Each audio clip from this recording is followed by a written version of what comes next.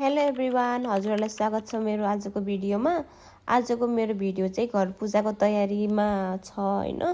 हामीले घर बनाएको चाहिँ 1 वर्ष भयो अनि हामी घर पूजा गर्ने भनेको अनि जुठो परेको थियो कि अनि हाम्रो माघसम्म त हाम्रो जुठो नै थियो।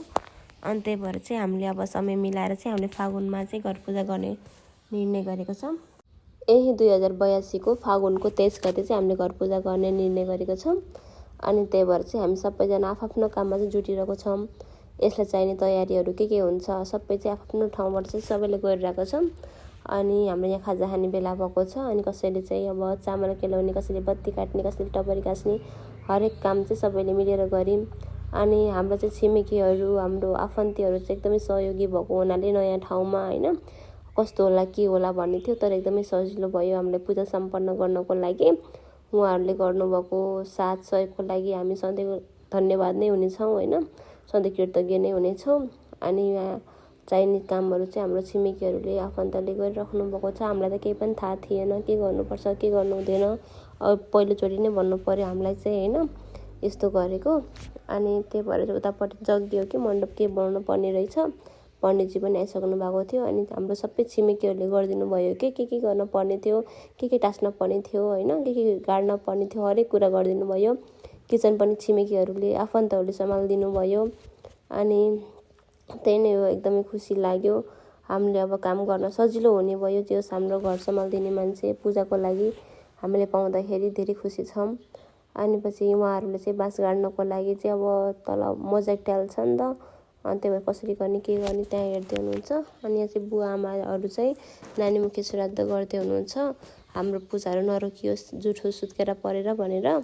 अनि यहाँ चाहिँ हेर्नु न छिमेकीहरूले कस्तो राम्रोसँग चाहिँ यो मण्डप बनाइदिनु भएको छ, जग्गी बनाइदिनु भएको छ हैन। के भन्छ एक्ज्याक्ट वर्ड थाहा भएन। अनि घर पूजाभन्दा अघिल्लो दिन पूजा गर्न पर्ने भएको हुनाले चाहिँ सबै तयारी जुट्दैछ। अनि अब गर्मी पनि सुरु भयो हैन, त्यही भएर सबैजना त टेन्टमा मात्र अटिँदैन नि त। अब त्यो टेन्ट लगाएको सबैजनालाई सुविधा होस् सजिलो होस् भनेर। अनि कति राम्रो पारिदिनु भयो यो मण्डप जग्गी हैन। अनि मम्मीले चाहिँ प्रसाद बनाउनु पर्ने रहेछ कि, अनि कसैलाई नछोइकन मान्छेहरू हिँड्ने क्याड्ने हुने भएको हुनाले चाहिँ मम्मी छुट्टै भरेमा बसेर चाहिँ त्यो प्रसाद बनाउनु भएको थियो। यहाँ सबैजनाले एकदमै सही गर्नुभएको छ आफ्नो ठाउँबाट। रमाइलो गफहरू पनि भएका छन्, सरसल्लाह भएका छन्, चुनावको माहौल थियो, घन्टीको कुराहरू भएका छन् हैन। अब हामी चाहिँ अब पूजा गर्नको लागि बस्यौँ। त्यसपछि मूल ढोकामा चाहिँ हामीले पूजा गर्नुपर्ने रहेछ, त्यो चाहिँ गर्दै हुनुहुन्छ दाइले। अनि पछि त्यही नै हो, एकदमै खुसी लाग्यो सबैजना जुट्दा हेर्दा।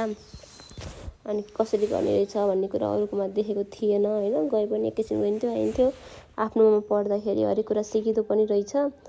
अनि नयाँ अनुभव, नयाँ खुसी, अनि धेरै नै मिलेको थियो। अब के भन्ने, अब खासै त केही त थाहा छैन। अब मैले यो भिडियो बनाउनुको मेन रिजन भनेको चाहिँ यो चाहिँ पछिको लागि सम्झना होस्, हामीले कसरी पूजा गरेको थियौँ, के गरेको थियौँ हैन, हामी कस्तो थियौँ, हामी को थियौँ सबै थाहा हुन्छ, रमाइलो हुन्छ। पछि गएर हाम्रो पुराना दिनहरू हेर्दाखेरि खुसी मिल्छ भनेर मात्र बनाएको भिडियो हो हैन। यो चाहिँ अब हाम्रो भ्युअरको लागि इन्टरटेन गर्नको लागि बनाएको भिडियो चाहिँ पर्पज त होइन।